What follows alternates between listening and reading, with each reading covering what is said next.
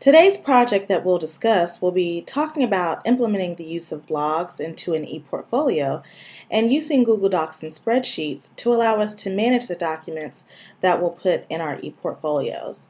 Today we'll talk about what an ePortfolio is, as well as items to be included in an ePortfolio. From there, we'll be talking about the actual assignment, and we'll also go through a quick demonstration of how you can create your own ePortfolio. So let's talk about the first item. What is an ePortfolio? You can try viewing an ePortfolio as an electronic marketing tool for yourself. You may want to look at it as an electronic version of a resume that allows you to go beyond just words to demonstrate your skills and your abilities.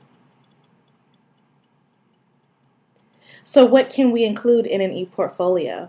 Anything that you would like to include in an ePortfolio can be included, but the key is identifying items that will allow you to demonstrate your skills and your abilities to any potential employer or an organization or even a college that you're trying to get into.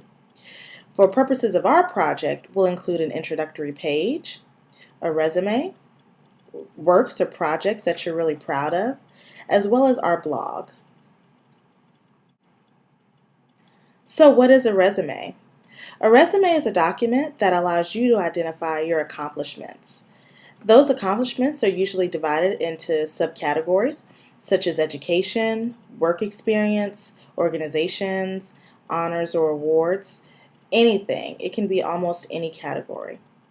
This allows employers and colleges, as well as many other organizations, to target and identify if you're the right fit for what they're looking for.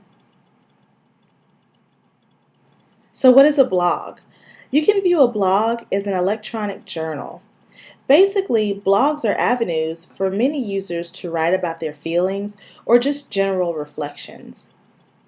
For purposes of this project, we'll use a blog to detail the steps that we've taken to create our ePortfolios, and we'll also allow the blog to allow us to reflect on what was so great about our ePortfolio.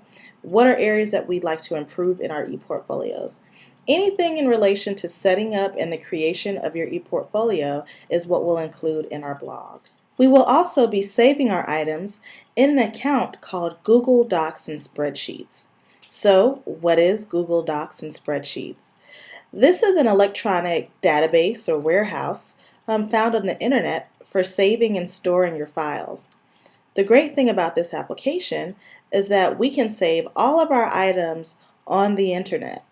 This allows us to be able to access any of our documents that we'll use for our ePortfolio from anywhere in the world as long as there's an internet connection.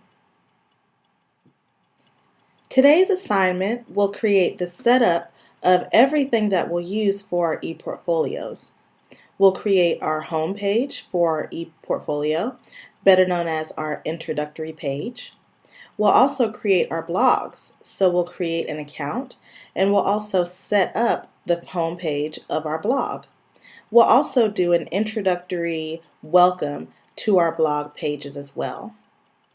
We'll also set up our account on Google Docs and Spreadsheets that allows us to store any items that we may create throughout the semester that we may want to include in our ePortfolio.